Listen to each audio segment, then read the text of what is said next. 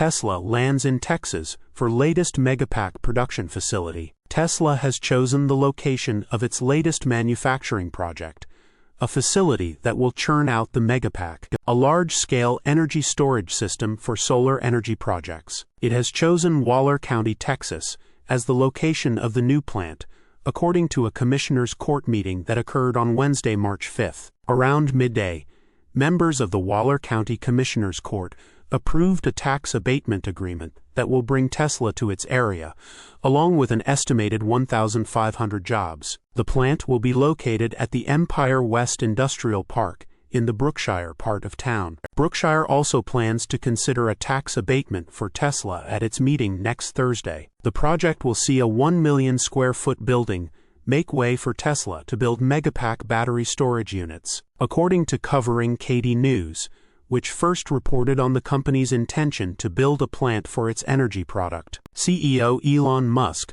confirmed on the company's Q4 2024 earnings call in late January that it had officially started building its third Megapack plant, but did not disclose any location. So, we have our second factory, which is in Shanghai, that's starting operation, and we're building a third factory. So, we're trying to ramp output of the stationary battery storage as quickly as possible. Tesla plans third Megafactory after breaking energy records in 2024. The Megapack has been a high-demand item as more energy storage projects have started developing. Across the globe, regions are looking for ways to avert the loss of power in the event of a natural disaster or simple power outage. This is where Megapack comes in, as it stores energy and keeps the lights on when the main grid is unable to provide electricity. Vince Yoakum of the Waller County Economic Development Partnership commented on Tesla's planned Megapack facility. "I want to thank Tesla for investing in Waller County and Brookshire. This will be a state-of-the-art manufacturing facility